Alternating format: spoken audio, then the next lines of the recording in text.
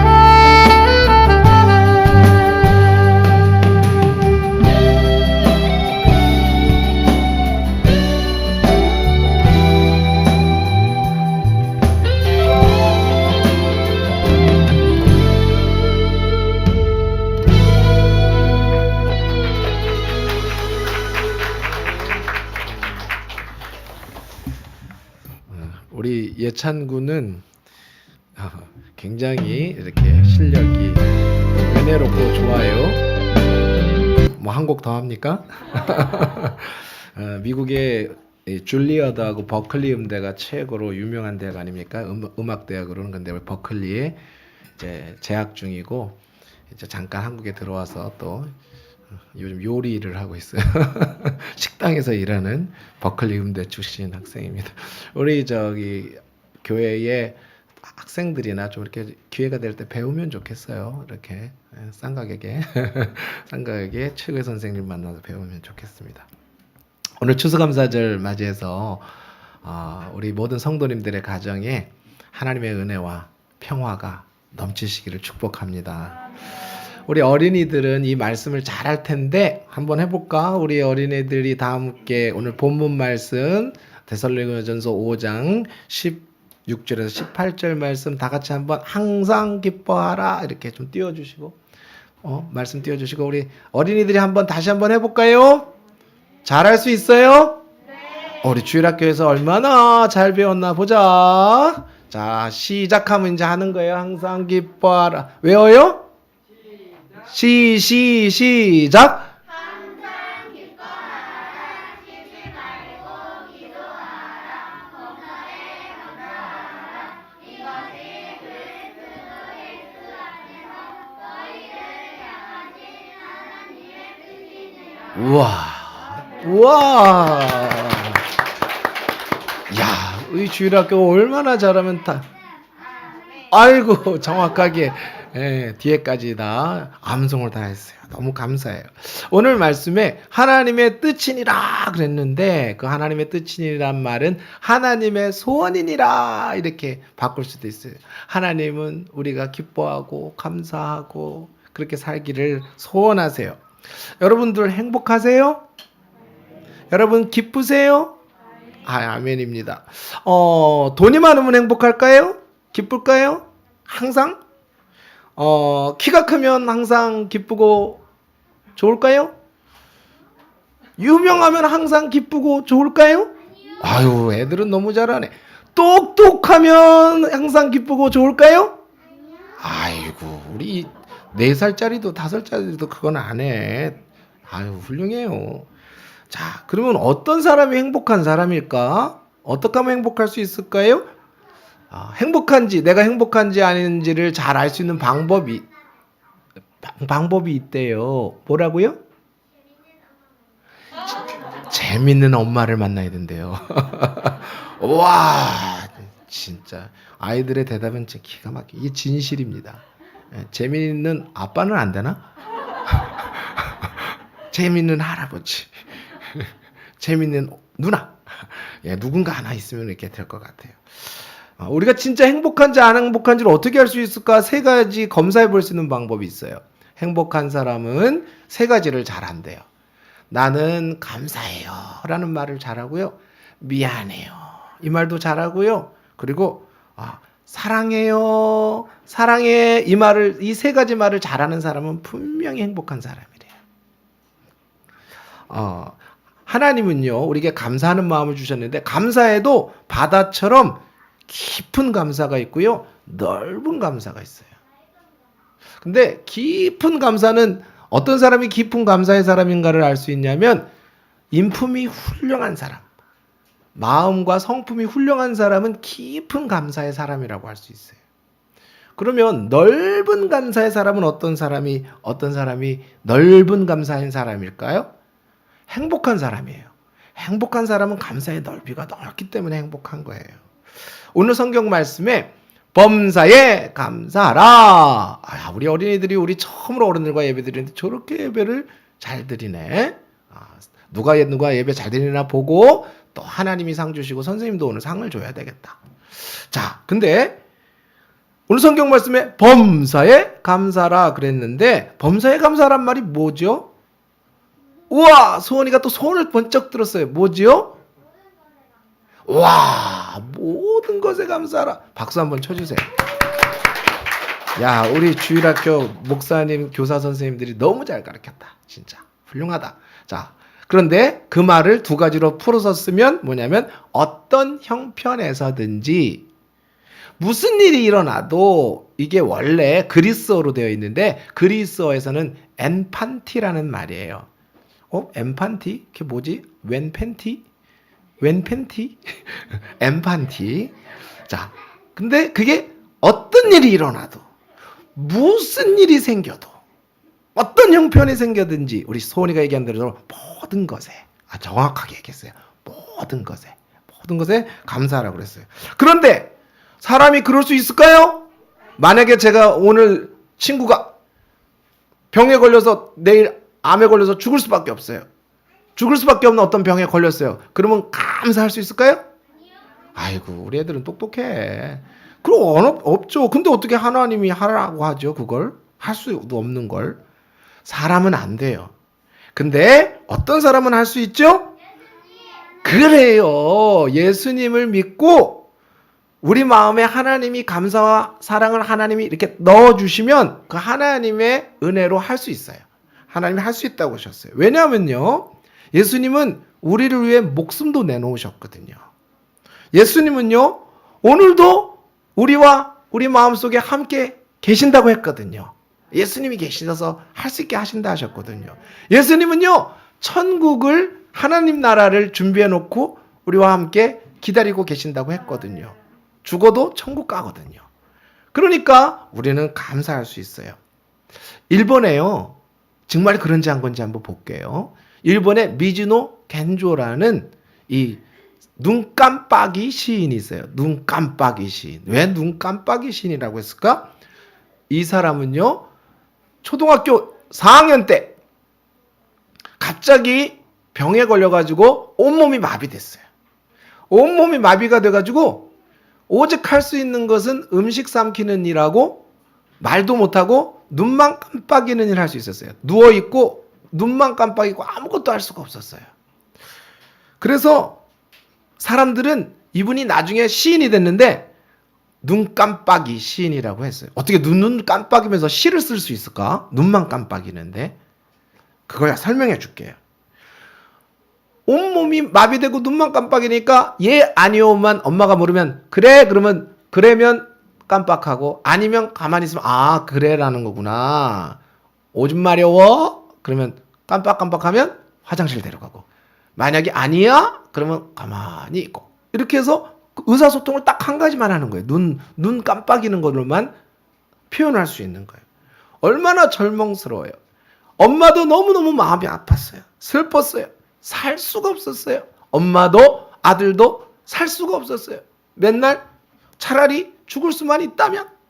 근데 엄마가 불쌍해서 못 죽겠고 아들이 불쌍해서 못 죽겠고 서로 그래서 못 죽었어요. 서로를 위해서 못 죽었어요. 죽고 싶었는데. 그런데 어느 날 어떤 분이 성경책을 하나 선물을 예수 믿는 분이 성경책을 사다가 어머니에게 드렸어요. 엄마가 성경을 읽다가 예수님을 알게 됐어요. 예수님을 만나게 되었어요.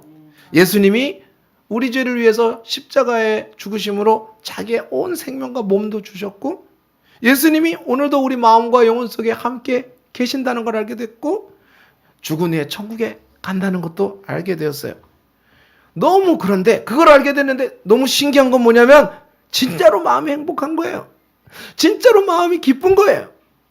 그리고 성경을 읽을 때 그것이 깨달아질 때 막 마음이 전율하며 떨리며 기뻤던 거예요. 신기하다. 이런 일이 왜 가능하지? 이게 가짜도 진짜도 아닌데 진짜 그러네. 그래서 엄마가 먼저 마음이 기쁘니까 아까 엄마가 재밌는 사람은 행복할 수 있다고 그랬잖아요. 엄마가 막 행복해진 거야. 그래가지고 미즈노 겐조야 너도 성경책을 읽으면 기뻐질 거야. 그러면서 글을 못 읽는 아들에게 글을 가르치기 시작했어요. 어떻게 가르쳤어요? 그거는 제가 설명하려면 너무 길어가지고 눈을 깜빡이는 사람에게 어떻게 글을 가르칠 수 있겠어요?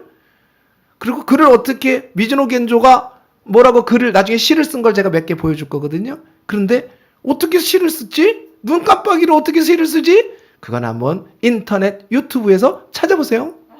네이버 검색은 네이버 알겠죠? 네이버 알아요? 우리 초등학교 학생들?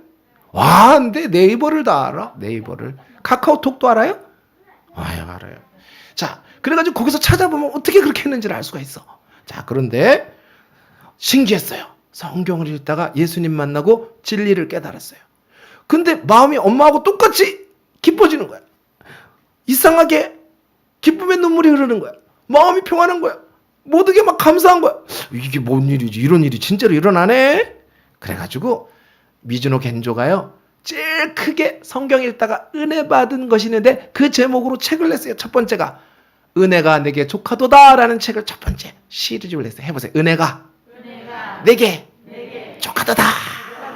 자, 그 말씀이 고린도후서 12장 7절에서 9절까지 있는 말씀을 읽다가 이 마음이 그냥 하나님 말씀으로 꽉 차가지고 한번 다 같이 한번 읽어볼까요? 다 같이 한번 읽어봐요.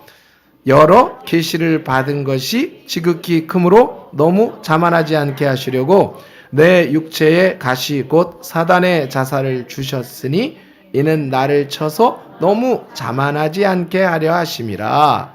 이것이 내게서 떠나가게 하기 위하여 내가 3번 주께 간구하였더니 나에게 이르시기를 내 은혜가 내게 족하도다. 이는 내 능력이 약한 데서 온전하여 짐이라 하신지라. 그러므로 도리어 크게 기뻐함으로 나의 여러 약한 것들에 대하여 자랑하리니 이는 그리스도 예수님의 능력이 내게 머물게 하려 함이라. 우와! 이 말씀에 은혜를 받아서 그렇게 기뻤던 거예요. 용기를 주셨어요.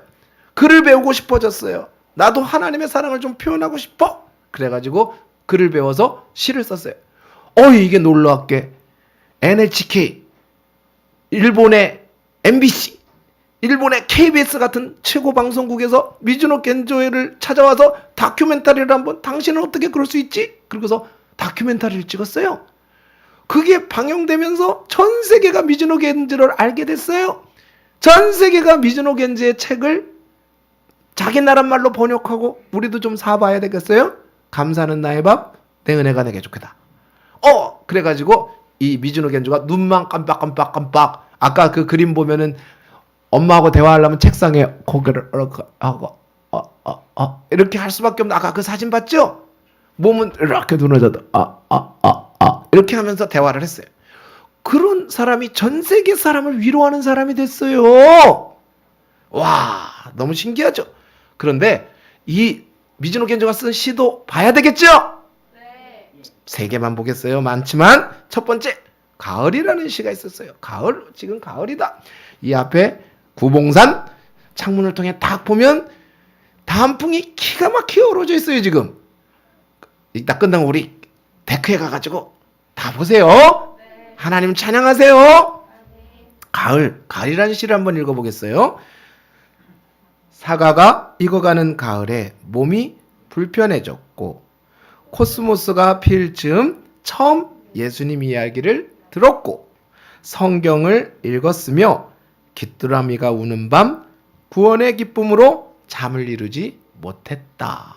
눈 깜빡이니까 길게 쓸 수도 없고 어렵게 쓸 수도 없는데 쉽게 썼어요. 근데도 이렇게 너무 좋아요. 자, 두 번째, 오늘 하루도 라는 시가 있어요. 우리 어린이들이 한번 보여요? 읽을 수 있어요? 같이 한번 읽어봐요. 시작.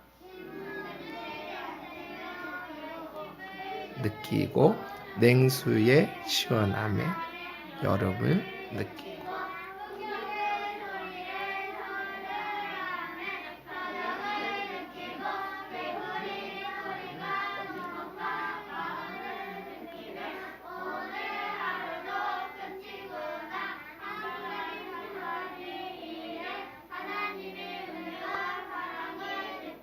와, 진짜 우리 주일학교 최고다. 최고. 대한민국에서 최고다. 어떻게 저렇게 딱딱딱딱 맞냐? 그래요. 한 가지래 하나님의 사랑을 신문 냄새에서도, 냉수 하나에서도, 띵띵띵띵 종소리에도, 개구리 소리에도 하나님의 사랑을 느낀대요. 자, 그러면 어른들도 한번 해보세요. 애들처럼 잘하는지 제가 좀 우리가 한번 봐요. 예?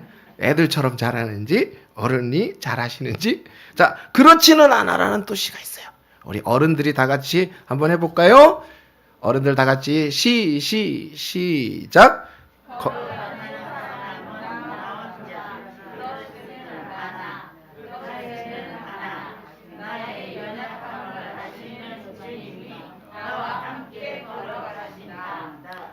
고민을 하는 사람은 나 혼자.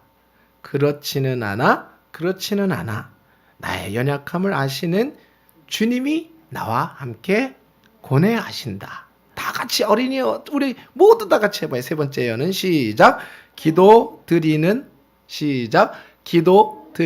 사람은 나 혼자.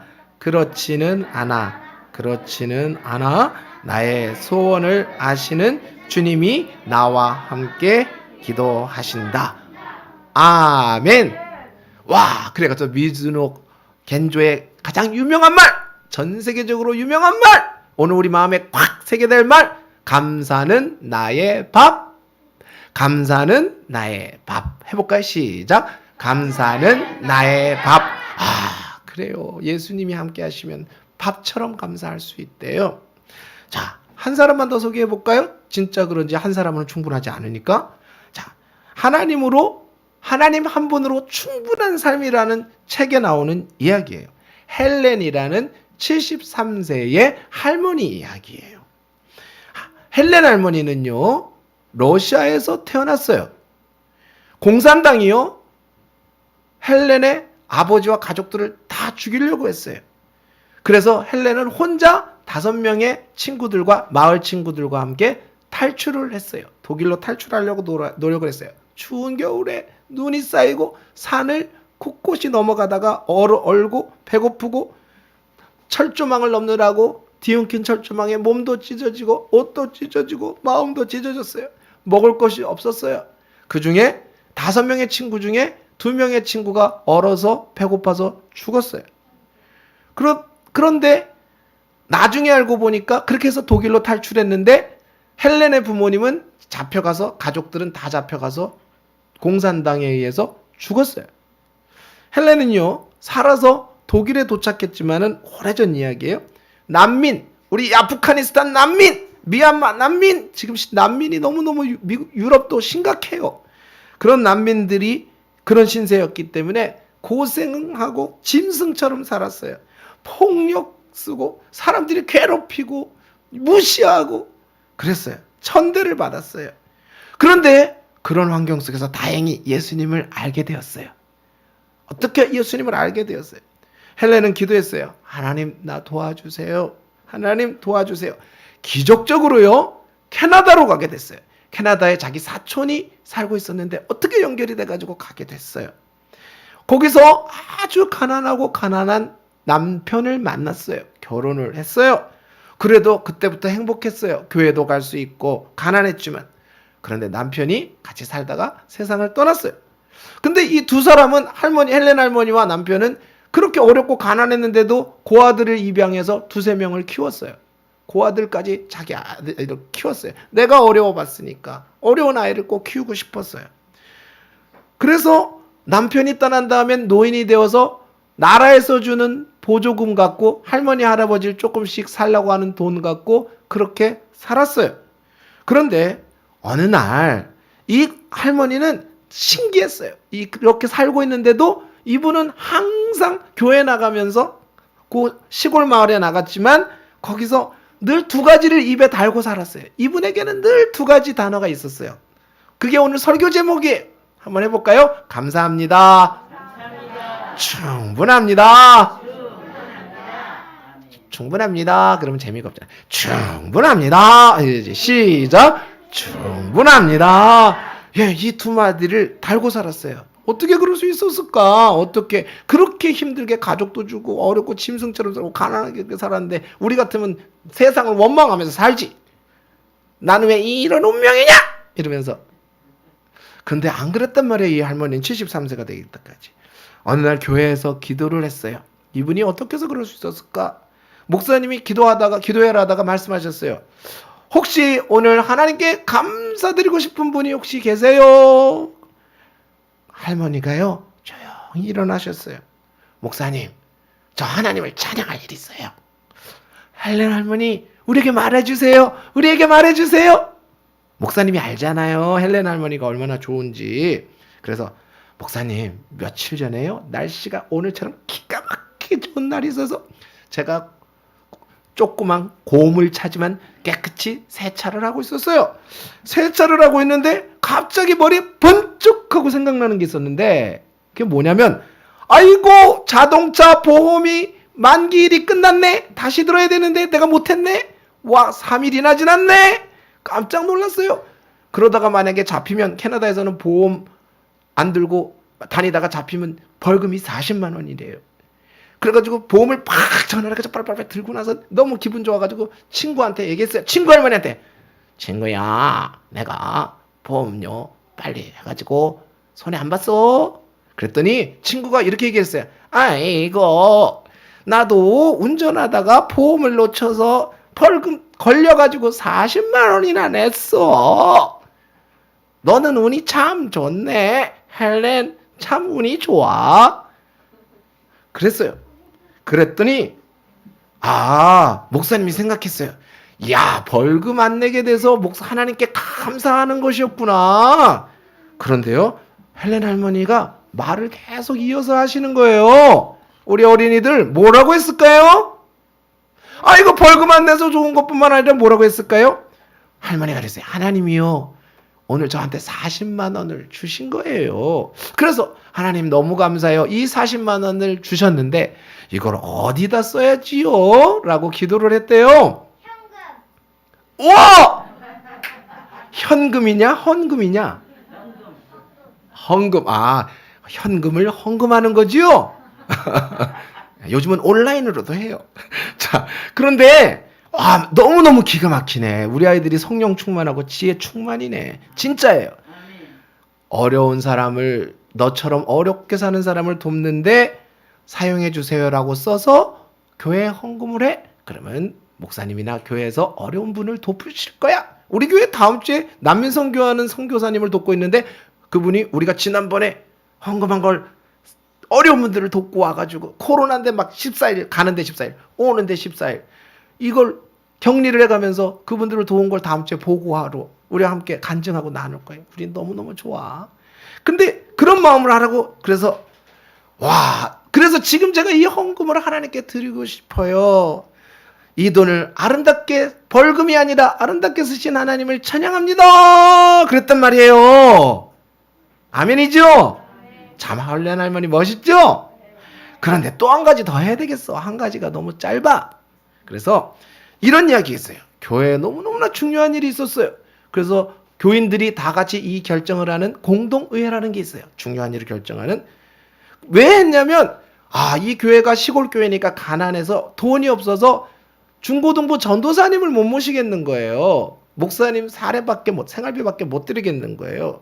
예산이 부족해서 목사님이 그렇지만 우리 아이들 교육을 잘해야 되겠어요. 우리 아이들이 미래예요. 그러면서 우리가 어떡할까요? 그랬더니 성도님들이 하고는 싶은데 목사님 우리가 아무리 하려고 해도 사례를 못 드리잖아요. 지금 최선을 다하고 있잖아요. 성도들이 거의 다 어렵겠어요. 그랬어요. 그런데 갑자기 할머니가 또 조용히 일어나셨어요. 할머니가 조용히 일어나면 일이 생겨요. 좋은 일이. 우리 할머니들이 조용히 일어나면 좋은 일이 생길 것이 몰라요. 그런데 이렇게 얘기를 했어요. 할머니가. 근데 할머니의 가족들은 한 사람도 교회에 나오지 않았어요. 그 고아들을 입양했던 사람들도 다 큰 도시에 가서 이렇게 살다 보니까 할머니는 그 교회만 나오고 가족들은 아무도 손자도 나오질 않았어요. 할머니가 이렇게 말씀하셨어요. 제가 어릴 때 러시아에 있을 때 꼭 피아노를 가지고 싶었어요. 그런데 평생 나는 피아노를 가질 수도 또 피아노를 배울 형편이 안 돼서 못 배웠어요.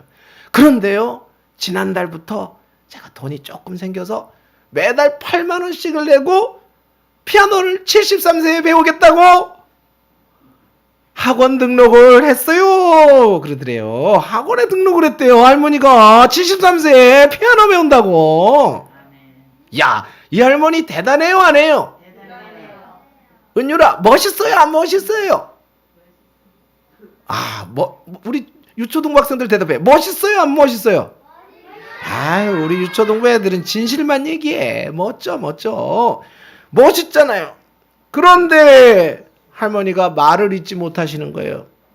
그리고 떨리고 조금 감정이 있으니까 갈라진 목소리로 조용히 말씀을 하셨어요. 그런데요, 오늘 저녁에 예수님은 저에게 제가 피아노 배우는 것보다 우리 청소년들이 훨씬 중요하다는 것을 알게 해주셨어요. 저는 우리 교회 청소년들을 사랑해요.